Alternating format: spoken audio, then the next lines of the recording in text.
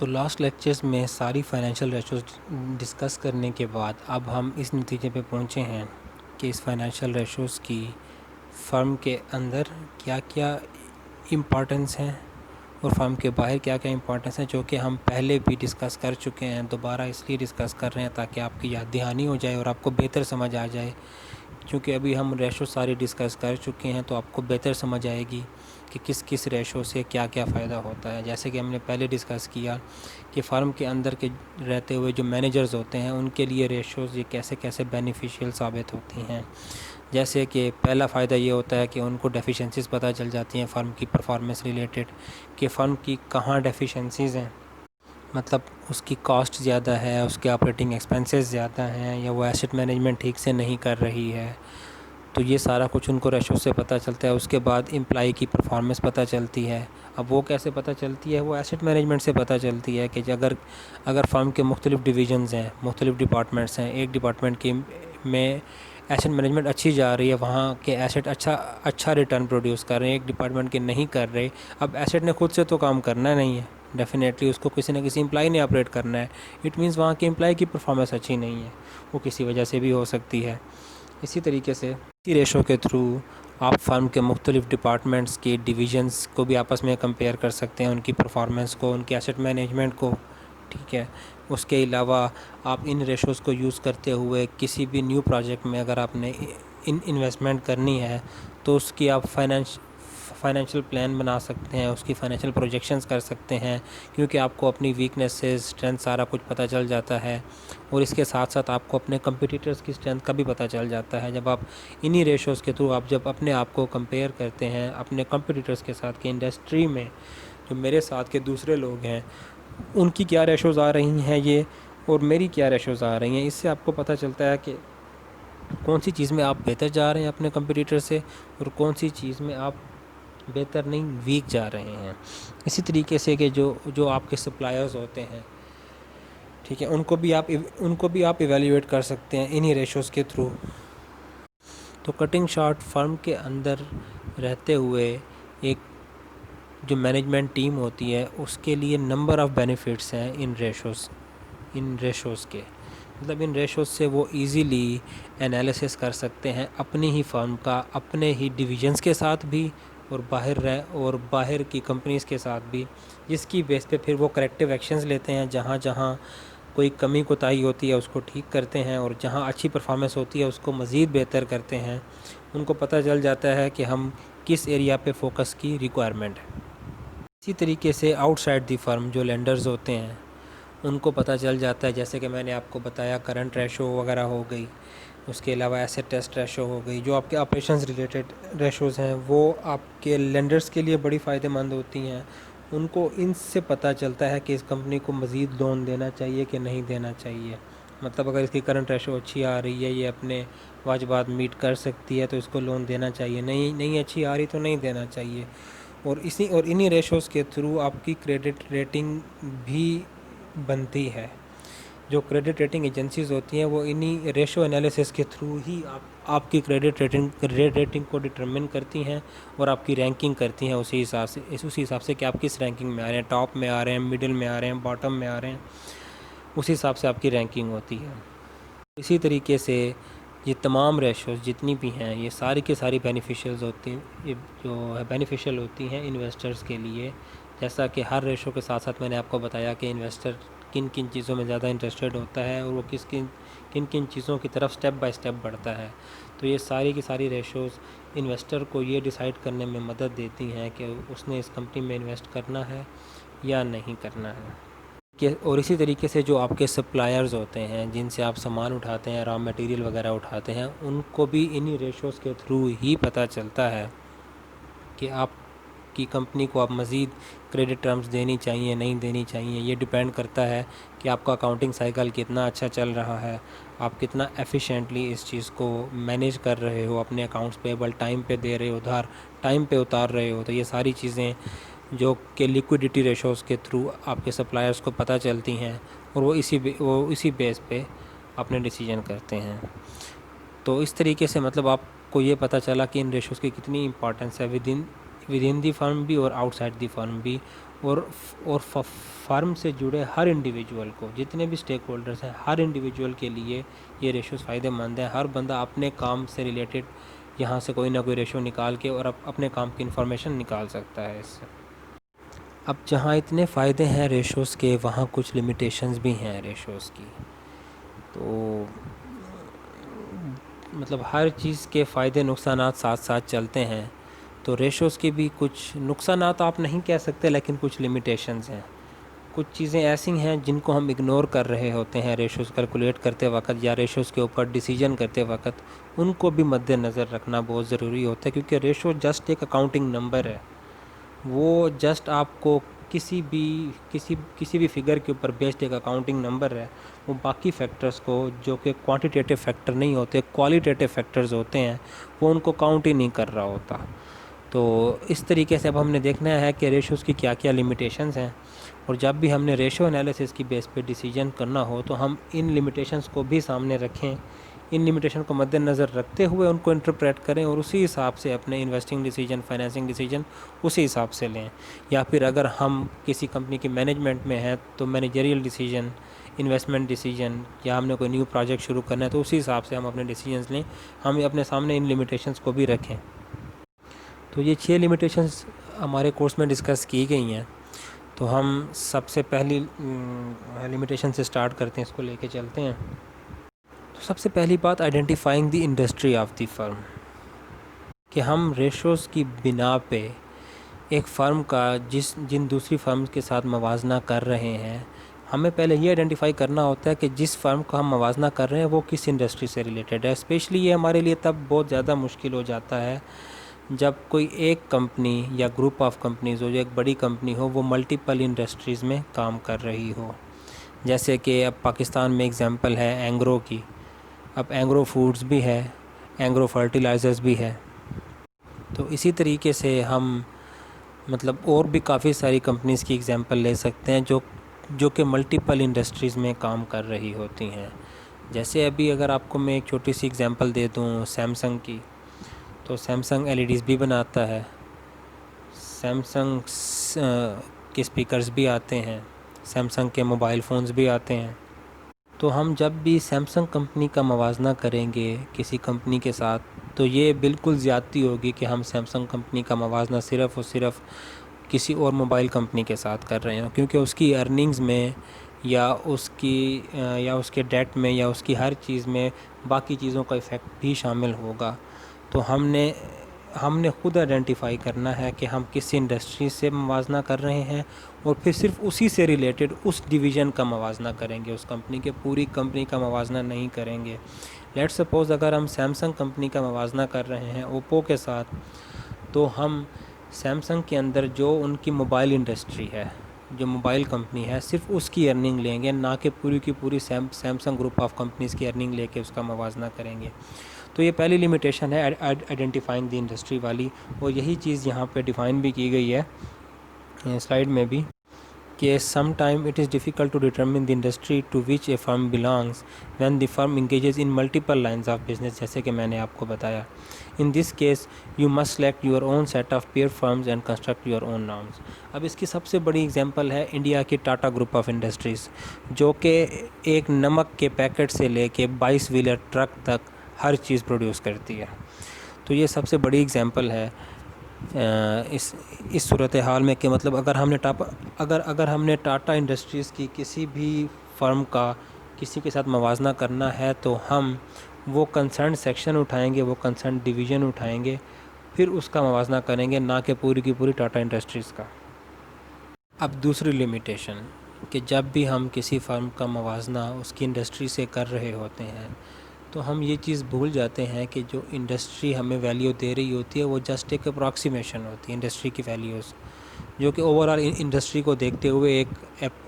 Approximately ایک figure دے دیا جاتا ہے کہ اس انڈسٹری کی اوور آل ایوریج یہ چل رہی ہے، جبکہ ایسا نہیں ہونا چاہیے۔ ان کو یا تو پوری کی پوری انڈسٹری کے اندر جتنی بھی فرمز ہیں ان سب کا ریشیو انالیسس کر کے اس کے اوپر ایوریج دینی چاہیے، یا ساری فرمز کا نہیں کر سکتے تو ایک سیمپل کے طور پہ ایک سیمپل نکال لیں 10 فرمز کا، 20 فرمز کا، 50 فرمز کا، اس کے اوپر کوئی فگر دے دیں جس سے ہم کمپیئر کر سکیں اپنی کمپنی کو. کیونکہ اب جو فگر یہاں پہ دیا جاتا ہے ہماری کمپنی اس سے بہتر بھی پرفارم کر سکتی ہے، اس سے لیس بھی پرفارم کر سکتی ہے، لیکن ہم یہ نہیں کہہ سکتے اگر ہماری کمپنی اس سے لیس پرفارم کر رہی ہے تو ہم یہ نہیں کہہ سکتے کہ یہ انڈسٹری سے پیچھے جا رہی ہے یا آگے جا رہی ہے، کیونکہ انڈسٹری کی جو ایوریجز گیون ہوتی ہیں وہ ٹوٹلی اپروکسیمیشنز ہوتی ہیں. وہ ان کو اپروکسیمیشنز نہیں ہونا چاہیے، بلکہ وہ سائنٹیفیکلی ڈٹرمنڈ ایوریجز ہونی چاہیے. مطلب یا تو وہ تمام فرم کی ریشوز نکالی کی جو ریشوز ہوتی ہیں ان کا ایوریج ہونا چاہیے، یا ان کا کوئی سیمپل لے کے اس کی ایوریج نکال لیں. تو یہ بھی ایک لمیٹیشن ہے کہ مطلب انڈسٹری کی جو ایوریجز ہیں ہم ان کو اپنے لیے بینچ مارک نہیں بنا سکتے، مطلب اس کی بیس پہ ہم کمپیریزن نہیں کر سکتے انڈسٹری ایوریجز کی بیس کے. تو اس سے بہتر ہے کہ ہم فرم ٹو فرم کمپیریزن کریں، کسی فرم کا انڈسٹری سے کمپیریزن نہ کریں. اس کے ساتھ ساتھ ایک اور پوائنٹ ہے کہ انڈسٹری کی جو ایوریج دی جاتی ہے وہ آئیڈیل نہیں ہوتی. مطلب آئیڈیل سے مراد یہ ہے کہ وہ کوئی آپ کے لیے ایک ڈیزائریبل ٹارگیٹ نہیں ہوتا کہ آپ نے اس ٹارگیٹ کو اچیو کرنا ہے. کہ انڈسٹری کی جو ایوریج دی جاتی ہے وہ ایک ایوریج ویلیو ہوتی ہے، ایک اپروکسیمیٹلی جو ایک جنرل ان کی کنسیڈریشن ہوتی ہے کہ اس انڈسٹری میں جو مطلب ہر انڈسٹری میں بہت اچھا پرفارم کرنے والی بھی کمپنیز ہوتی ہیں، برا پرفارم کرنے والی بھی کمپنیز ہوتی ہیں. تو ایوریج ہمیشہ بیچ والی کو رکھا جاتا ہے. تو جو ایوریج ویلیوز ہوتی ہیں وہ آئیڈیل نہیں ہوتی، مطلب آپ نے ان کو میٹ نہیں کرنا ہوتا. مطلب وہ ایوریج ویلیو جسٹ یہ بتاتی ہیں کہ اوور آل اس انڈسٹری میں ایک ایوریج فرم کتنا کما رہی ہے، اس کی فائنینشیل پوزیشن کیا ہے. اس کا مطلب ہرگز یہ نہیں ہے کہ وہ ویلیو آپ کے لیے آئیڈیل ہے. آپ نے اس سے اچھا بھی پرفارم کر سکتے ہیں، ٹھیک ہے، اور آپ کی ویلیو اس سے کم بھی ہو سکتی ہے. اور ضروری نہیں کہ اس ویلیو سے اوپر والی کمپنیز اچھی ہوں اور اس ویلیو سے نیچے والی کمپنیز اچھی نہ ہوں. بہت ساری ملٹیپل ریزنز کی بنا پہ دو کمپنیاں جو کہ ہر لحاظ سے ایک جیسی ہوں، سائز میں بھی ایک جیسی ہوں، سارا کچھ ان کا ایک جیسا ہو سکتا ہے کہ ایک کی ویلیوز اس ایوریج سے اوپر آ رہی ہوں اور دوسرے کی ویلیوز اس ایوریج سے نیچے آ رہی ہوں. ڈیپینڈ کرتا ہے ان کے نیچر آف بزنس کے اوپر، ٹھیک ہے، اور ان کی مینجمنٹ کی اسٹریٹجیز کے اوپر، ان کے آپریشن سائیکل کے اوپر. تو انڈسٹری کی ایوریج آئیڈیل نہیں ہوتی. مطلب آپ نے اس کو ریچ نہیں کرنا ہوتا، اس سے بیٹر بھی پرفارم کرنا ہوتا. اب اس کی ایک سب سے بڑی اگزامپل یہ ہو سکتی ہے کہ اب ایک ہی ریشو ہے. لیٹ سپوز ہم ڈیٹ ریشو کو لے لیں کہ دو فرمز ہیں. اب انڈسٹری کی جو ایوریج ریشو چل رہی ہے لیٹ سپوز وہ 60-40 کی چل رہی ہے. اب دو فرمز ہیں ایک جیسی ہیں. ایک فرم بہتر یہ سمجھتی ہے اپنے لیے کہ اس کو اس انڈسٹری کی ایوریج ریشو سے زیادہ اوپر جا کے ڈیٹ لینا چاہیے، کیونکہ اس کے لیے یہ بینیفیشیل ہے، کیونکہ اس کو کامن سٹاک ایکویٹی اتنی نہیں مل رہی، اس کے شیئر کی اتنی پرائس نہیں بڑھ رہی کہ اس کی انویسٹمنٹ نہیں آ رہی. اس کے برعکس دوسری فرم ہے جو کہ سائز میں ہر چیز میں اس فرم جیسی ہی ہے، لیکن وہ اس ایوریج سے نیچے رہنا چاہتی ہے جان بوجھ کے. وہ ڈیٹ زیادہ لینا ہی نہیں چاہتی. وہ مطلب اپنی ریشو 20-80 کی رکھنا چاہتی ہے، کیونکہ اس کے شیئر کی پرائس آلریڈی اتنی ہائی ہے کہ اس کے پاس انویسٹمنٹ آرام سے آ رہی ہے، اس کو ڈیٹ لینے کی اتنی خاص ضرورت نہیں ہے. اب اگر ہم اس کو کمپیئر کریں گے انڈسٹری کی ایوریج سے تو اس کا ہرگز مطلب یہ نہیں ہے کہ جس کی ڈیٹ ریشو انڈسٹری ایوریج سے کم آ رہی ہے وہ اچھا پرفارم کر رہی ہے یا برا پرفارم کر رہی ہے، یا پھر جس کی ڈیٹ ریشو انڈسٹری ایوریج سے زیادہ آ رہی ہے وہ اچھا پرفارم کر رہی ہے یا برا پرفارم کر رہی ہے. اس چیز کا موازنہ ہم تب کریں گے جب ہم ان دو کمپنیز کی پرفارمنس کو، پروفیٹیبلٹی کو ایک دوسرے سے کمپیئر کریں گے.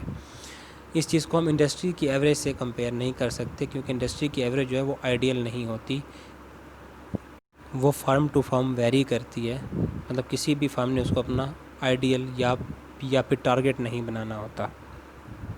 اب دوسری سب سے بڑی چیز جو کہ ہماری ریشوز کی انٹرپریٹیشن میں سب سے بڑا ہرڈل ہوتا ہے کہ ہم لیٹ سپوز کسی بھی ریشو کی بنا پہ دو فرم کا موازنہ کر کے رزلٹ تو نکال لیتے ہیں، لیکن ہمیں یہ نہیں پتہ ہوتا کہ ان فرمز نے کون سی اکاؤنٹنگ پریکٹسز یوز کی ہیں. ضروری نہیں ہے کہ ہر فرم ایک جیسی اکاؤنٹنگ پریکٹسز یوز کر رہی ہوں.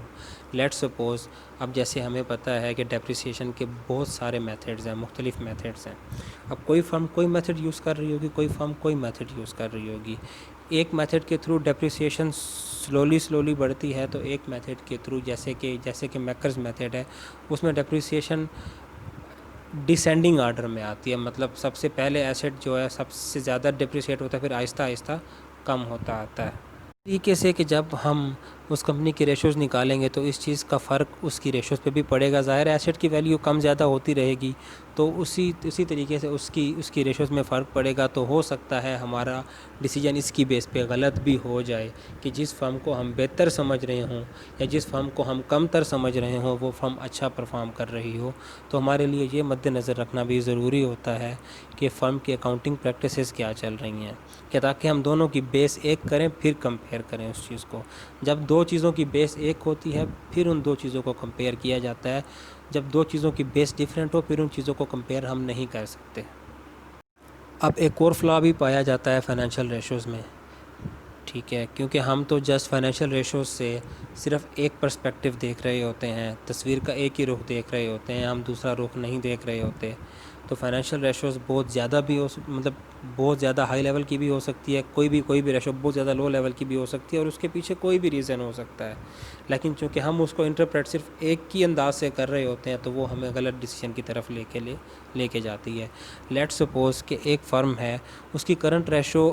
انڈسٹری کی ایوریج سے بھی انکریز کر گئی، جو ایک انڈسٹری کی ایک آئیڈیل ریشو چل رہی تھی 2:1 کی، کہ مطلب آپ کے کرنٹ ایسیٹس آپ کے لائبلٹیز کا ڈبل ہونا چاہیے، اس کی لیٹ سپوز 6 ٹائمز چل رہے ہیں۔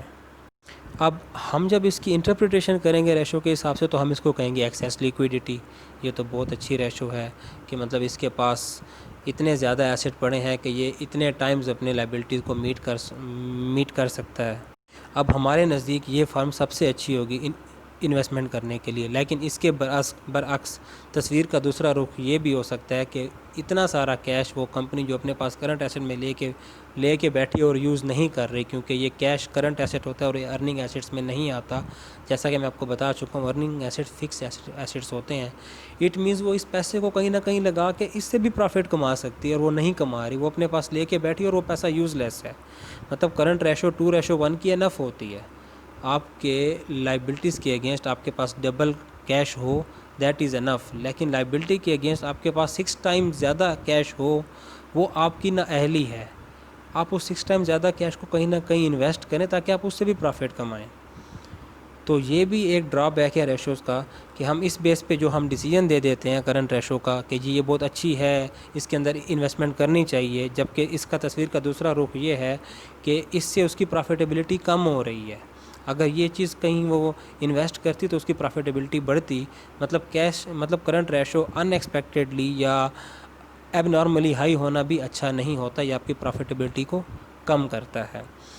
اسی طریقے سے ہم اس کے برعکس دیکھ لیتے ہیں کہ اگر آپ کی کرنٹ ریشو بہت زیادہ نیچے آ جائے، مطلب انڈسٹری کے ایوریج سے بھی نیچے آ جائے، تو اس کے ساتھ اب اس کو ہم کس طرح انٹرپریٹ کرتے ہیں؟ اب ہم تو اس کو جنرلی اس طریقے سے انٹرپریٹ کرتے ہیں کہ جی اس کی لیکویڈیٹی بہت کم ہے، اس میں انویسٹمنٹ نہیں کرنی چاہیے، کسی بھی ٹائم یہ کمپنی بینکرپٹ ہو جائے گی، یہ تو اپنے بل ہی ٹائم پہ ادا نہیں کر سکتی، اس کو تو سپلائر کریڈٹ ٹرمز ہی نہیں دیں گے، کوئی اس کو لون ہی نہیں دے گا۔ لیکن اس کے برعکس جب ہم تصویر کا دوسرا رخ دیکھیں تو یہ بھی تو ہو سکتا ہے کہ کمپنی جو ایکسیس کیش اپنے پاس رکھ کے بیٹھی تھی اس نے اس سے مزید انوینٹریز پرچیز کر لی ہیں اپنا بزنس مزید بڑھانے کے لیے، مزید انوینٹریز پرچیز کر کے مزید سیل بڑھا کے اکاؤنٹ ریسیویبل بڑھا لیے، اپنے سیل کو کریڈٹ پہ کرنا شروع کر دیا، بجائے یہ کہ اس نے کہا کہ میں اپنے پاس 6 ٹائم زیادہ کیش لے کے بیٹھا رہوں، اس سے بہتر ہے میں 2:1 سے اپنے پاس کیش رکھوں اور باقی کے سارا انوینٹری لے کے دکان پہ رکھ دوں، آج میری سیل لیٹ سپوز اگر 1 ملین کی ہو رہی ہے تو وہ 1.5 ملین کی ہو جائے گی، تو مجھے یہاں سے زیادہ فائدہ ہوگا۔ اب آن گراؤنڈ تو کرنٹ ریشو اس کی کم ہوگی، لیکن دیکھا جائے تو وہ اپنے آپریشنز اس سے بہتر کر رہا ہے، اپنی کرنٹ ریشو کم کر کے اپنا کیش کم کر کے اس کیش کو انویسٹ کر رہا ہے، اس حساب سے تو اس فرم میں انویسٹمنٹ کرنی چاہیے، ٹھیک ہے۔ تو یہ بھی ایک لمیٹیشنز ہیں ریشوز کی، مطلب ہم نے ان چیزوں کو بھی مد نظر رکھنا ہوتا ہے کہ اگر کوئی ریشو بہت زیادہ ایب نارمل ہائی یا ایب نارمل لو آ رہی ہے تو ہمیں پھر اس کے اوپر ڈیسیجن دینے کے بجائے اس کے ریزنز تلاش کرنے ہوتے ہیں کہ ایسا کیوں ہے، کیونکہ ایب نارمل ریشو جب بھی آتی ہے تو اس کے پیچھے کوئی نہ کوئی ریزن ہوتا ہے، جب بھی ریشو ان ایکسپیکٹڈلی ہائی آ جائے یا ان ایکسپیکٹڈلی لو آ جائے، اس کے پیچھے کوئی نہ کوئی ریزن ہوتا ہے، تو اس پہ اتنا جلدی ڈیسیجن نہیں لینا چاہیے، اس ریزن کو فائنڈ آؤٹ کرنا چاہیے، اور وہ ریزن ایزیلی آپ کو فائنڈ آؤٹ ہو جاتا ہے اس طریقے سے۔ اب آخری اور سب سے اہم لمیٹیشن جو ریشوز کی ہوتی ہے وہ ہوتی ہے سیزنل چینجز۔ اب یہ وہ چیزیں ہیں جو کہ ریشو انالیسز میں آبزرو نہیں ہوتی۔ ریشوز جسٹ آپ کے فگرز کو انالائز کرتے ہیں کہ لیٹ سپوز اس مہینے میں آپ کے یہ فگر رہے ہیں سیل کے، اس مہینے میں آپ کے یہ فگر سیل کر رہے ہیں تو اس کی یہ ریشو آ رہی ہے، جبکہ کچھ بزنسز ہوتے ہیں وہ سیزنل ہوتے ہیں۔ جیسے کہ میں نے آپ کو پہلے بھی اگزامپل دی کہ اگر کوئی کمپنی ہے لائک پیل کمپنی ہے، اب اس کے سارے الیکٹرانک اپلائنسز جتنے بھی ہیں لائک اس کے اے سیز، فریج وغیرہ، اب وہ سیزنل ہیں، وہ ان کی سیل گرمیوں میں زیادہ ہونی ہے، سردیوں میں کم ہونی ہے۔ اسی طریقے سے اس کے کچھ اپلائنسز ایسے ہیں جو کہ سردیوں کے اکوپمنٹ ہیں جیسے مائکرو ویو وغیرہ، اب اس کی سیل اب اس کی سیل سردیوں میں زیادہ ہونی ہے۔ تو یہ سیزنل چینجز کی وجہ سے فرم کے آپریشنز ایفیکٹ ہوتے ہیں، اس کی سیل میں، اس کی پرفارمنس میں، اس کی ہر چیز میں اونچ نیچ آتی ہے۔ اس کا مطلب یہ نہیں ہوتا کہ وہ فرم اچھا پرفارم نہیں کر رہی، تو ہم نے ان چیزوں کا بھی مد نظر رکھنا ہوتا ہے۔ تو جس بھی فرم میں یہ سیزنل چینجز کا ایفیکٹ ہو تو اس کی بجائے پورے سال کی ویلیوز لینے کے ہمارے لیے بہتر یہ ہوتا ہے کہ ہم اس کی ایوریجز لینا شروع کر دیں،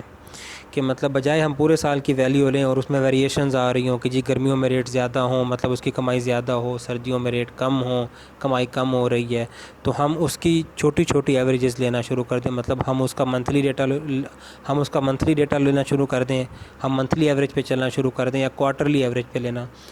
ہم کوارٹرلی ایوریج پہ چلنا شروع کر دیں، کہ تاکہ ہم یہ بتا سکیں کہ جی لیٹ سپوز اگر میں نے کسی بھی ایسی کمپنی کو جو کہ فریج اور اے سی بناتی ہے اس کو میں نے دوسری کمپنی کے ساتھ کمپیئر کرنا ہے، تو میں اس کا صرف اس ٹائم ڈیوریشن کا ڈیٹا لوں جس ٹائم ڈیوریشن میں فریج اور اے سی کی سیل زیادہ ہوتی ہے، تو میں ان 2 کوارٹرز کا یا اس 1 کوارٹر کا ڈیٹا لوں بجائے یہ کہ پورے سال کا ڈیٹا لوں۔ اس سے میں بہتر جانچ سکتا ہوں کہ اس کمپنی کی پرفارمنس کیا ہے، بجائے یہ کہ میں پورے سال کا ڈیٹا لوں جس کے اندر دسمبر جنوری کی بھی انٹریز ہوں گی جس میں ہو سکتا ہے اس کا 1 یونٹ بھی نہ بکا ہو۔ تو اس کے ساتھ ہی فائنینشیل ریشوز کا ہمارا یہ پورا سیکشن اپنے اختتام کو پہنچتا ہے، جس میں ہم نے تمام ریشوز ڈسکس کی، اور اس کے بعد ہم نے اس کی لمیٹیشنز بھی ڈسکس کی، اس کی امپورٹنس بھی ڈسکس کی۔ ہم نے یہ جانا کہ کس قسم کی ریشوز کام آتی ہیں انویسٹرز کے لیے، لینڈرز کے لیے، اور ان کی کیا کیا انٹرپریٹیشنز ہوتی ہیں، وہ کس کام میں ہمیں مددگار ثابت ہوتی ہیں۔ تو امید کرتا ہوں آپ سب کو بہتر سمجھ آیا ہوگا، تو انشاءاللہ پھر نیکسٹ لیکچر پہ ملاقات ہوتی ہے۔ اللہ حافظ۔